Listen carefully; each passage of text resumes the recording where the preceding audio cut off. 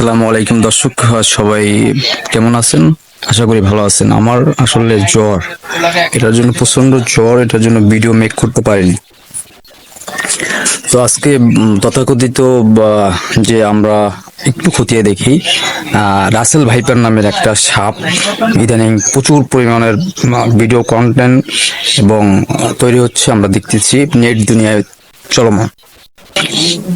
আসলে এই থেকে আমাদের সতর্ক হওয়া উচিত। দেখেন, পিছনে সুন্দরবন আমার, বুঝছেন, এখানে প্রচুর পরিমাণ সাপ আছে। আমি আমি একটা জেলে মানুষ, আমিও দেখি মাঝে মধ্যে এই সাপগুলো খুব ভয়ানক। তো আমার চোখে এখন পর্যন্ত পড়ে নাই।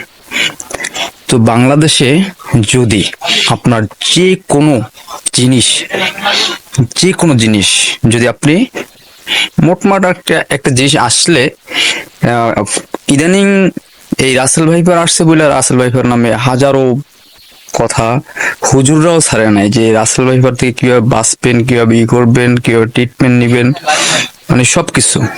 আসলে আমরা একটু সচেতন হইলে দেখা যাইতেছে এর থেকে বাঁচার উপায় আছে। তো দেখা যাইতেছে যারা এখন বর্তমানে আর একটা ব্যাপার হচ্ছে ধান কাটা। ধান কাটার সময় এখন অনেক জায়গায় ধান কাটতে গেলে কৃষকের আসলে চোখ মুখের দিকে তাকানো যায় না, যে ব্যাপারটা আসলে দেখা যাচ্ছে রাসেল ভাইপার নামের একটা সাপ আতঙ্ক ছড়াচ্ছে।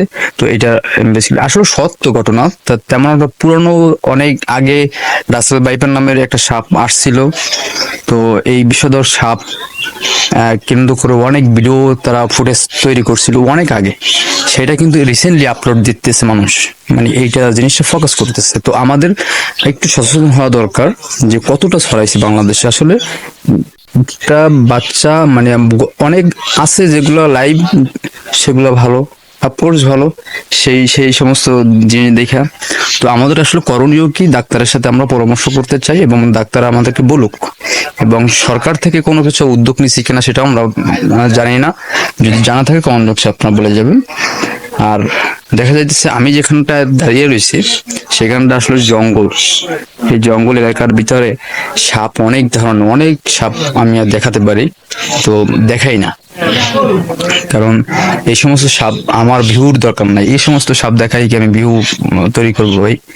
আমার দেখা যাইতেছে কয়েকটা জেলায় আমি দেখছি যে রাসেল ভাইপার নামের একটা সাপ নেট দুনিয়ার তোলপাড়, কিন্তু এই সাপটা আসলে বিষধর খুবই।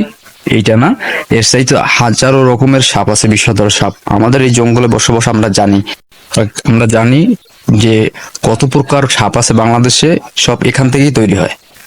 তো রাসেল ভাইপার যদি থাকে, তো রাসেল ভাইপারের প্রধান আশ্রয় কিন্তু এইটা। এখানে টগর আসে, এই টগর থেকে আসলে এই সাপগুলা বেশি আসে।